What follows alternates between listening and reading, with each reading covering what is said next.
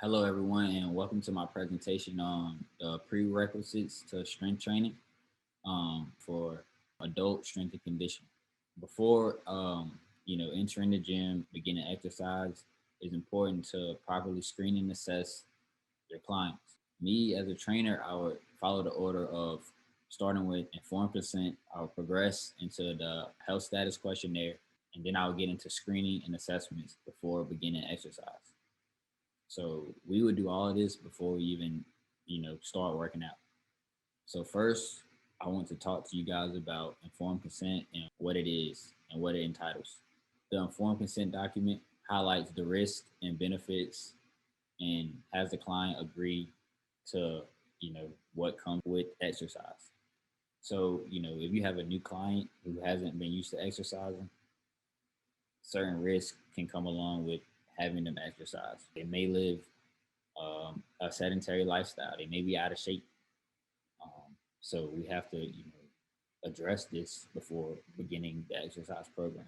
The physiological experience of exercise, that basically just means, you know, have them agreeing to, you will or may experience muscle soreness exercises, when exercising. You know, when you're working out, you will experience a increase in heart rate, increase in respiration rate. You may cramp. You know, certain things that come with exercise that someone who may have never exercised before may not know. What they may feel during this experience. So this basically highlights that and has them agree to all of this before beginning. And as you can see, this requires their signature and my signature. And, we can have this on file. It's important to have this on file for, specific liability, safety. This can save you as a trainer. And it's important to have. After that, we will move on to the health status questionnaire. And I kind of like to conduct this in kind of like an interview format with the client, sitting down face to face. And this basically just highlights, the basics such as height and weight. But we really want to get into like risk factors. So we look at their lifestyle outside of the gym. When they're not with me, how do they spend their time? So we're asking them, about how many hours do they work a week? Are they sitting at a desk majority of the time, or do they, maybe they have to lift heavy loads at work? You know, we want to tap into their life outside of the time they're with me. So we also want to know any medications, such as high blood pressure medication, um, their family and medical history. It's important to know all of this before beginning a workout program. We want to, as I said earlier, we want to kind of tap into their lifestyle. Do they smoke? How often do they smoke? Do they drink? Um, do they exercise regularly, or is this their first time exercising? How much exercise do they do? So this document really lets me kind of get to know the client and how they live before starting an exercise program with them. So after I sit down and address this and fill this out with them, I would then move on to exercise screening and assess, not necessarily exercise just yet. But say for instance that I did run into a risk factor with them. So say we ran a body fat test and it was a male and his body fat was 30%. Well, at 25%, he would be classified as obese, but at 30%, we would have to get a medical referral for him to begin exercise. Um, Another example would be maybe resting heart rate over 100. So if his resting heart rate is over 100, that requires medical clearance before starting exercising. So this form is kind of what that would look like, and I would give this to them and have them give that to their physician or their doctor, and this will let the doctor know what kind of training we will be doing with them, such as muscular strength training or muscular endurance, or maybe even cardiorespiratory fitness. So it's pretty detailed to let the doctor know, you know, what this person will be involved in. And if there's a certain risk, we won't want to put them in that risk because it could fall on me, it could fall on the doctor, and more importantly, it could fall on the client in the form of injury. After the proper forms have been filled out, I'll move into screening and assessing. So in this example, I provided kind of like a shoulder range of motion assessment.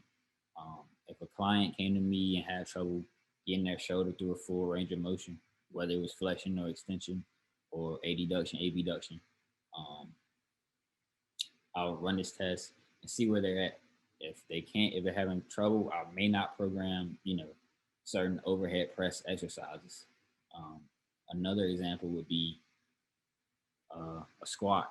So as you can see, this person is squatting with the bar, or even before the bar, you could do a body weight squat to see if this person can squat through a full range of motion.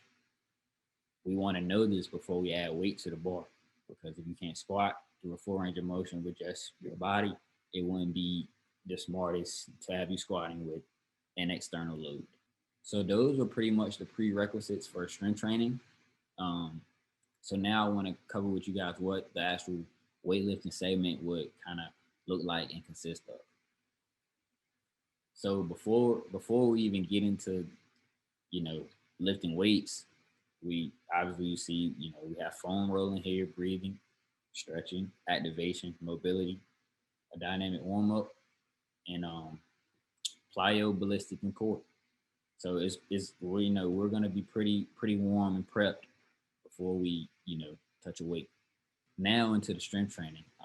As you can see, it's 3 blocks, 3 sets of 8 reps, as much weight as tolerable, and pretty much every exercise except for 2 core exercises in the sled push.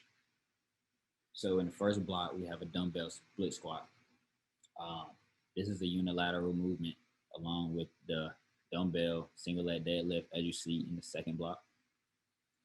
But with the split squat, let's start with the why. Why are we doing the split squat? Well, it's a unilateral movement, and what we see in the adult population a lot of times is these muscular imbalances that can lead to falling and unstableness in older age. So we really want to address this in our program.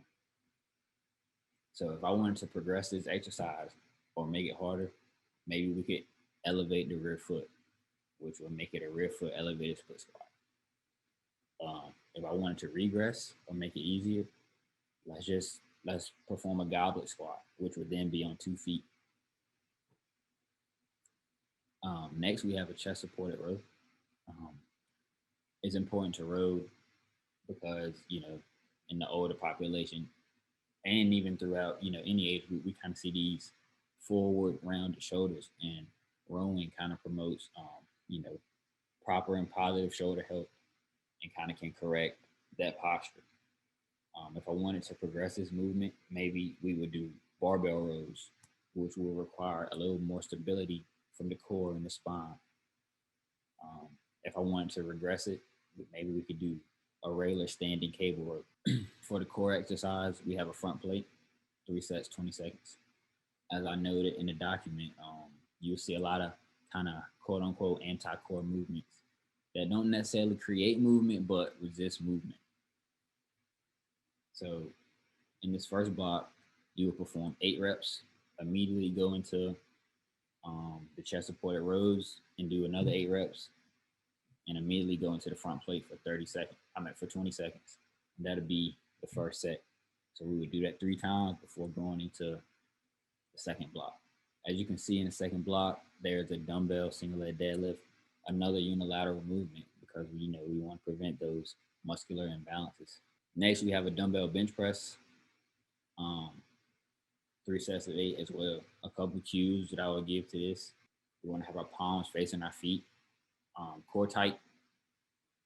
Um, you want to press the weights above your chest by extending your elbows until your arms are straight, and then slowly and controlled bring the weights back down and repeat. Next, we have a tall kneeling anti-rotation hold. So again, anti-rotation, we're resisting a movement. Your core is going to want to turn, but you have to keep it in place for 15 seconds. If I wanted to make this exercise harder, I could have them maybe go into a split stance and perform the anti-rotation hold. That'll make it a bit more challenging because your feet aren't directly under you now. So that's the second block. And moving on to the next and final block, we have a sled push. So as you can see in this picture I have attached, if I wanted to make it harder, I can add, obviously more yards, or I can decrease the yards or decrease the sets. It's important to sled push because so when we say, for instance, say when we jump, that's vertical power, but a sled push will actually tap into horizontal power, and you're also getting a bit of hip extension with that. Next, we have a ring row. Um, as I mentioned earlier in the first rowing exercise, um, all forms of rowing kind of reinforce proper posture of the shoulder of the deltoid. Um, we see a lot of forward, rounding shoulders in the adult population, and we can address that through proper programming. Uh, if I wanted to progress this, maybe we could do a single arm row. So, you know, alternating with each arm. For the core exercise, we have body rollouts, body saws, 3 sets of 8. That's the three strength training blocks for the first day. Before we get to this point, I showed you guys the proper screening and assessments we will perform before getting them in there and doing this. So if someone had elbow surgery recently, it wouldn't be smart for me to have them dumbbell bench pressing on a hurt elbow. They might drop the weight on their face, and that could lead to injury or anything, or they could aggravate it even more. But I would know that. I would only know that if I properly assessed and screened the client. So I just wanted to cover that with you guys. I appreciate your time. Appreciate you guys watching. Yeah. Thank you.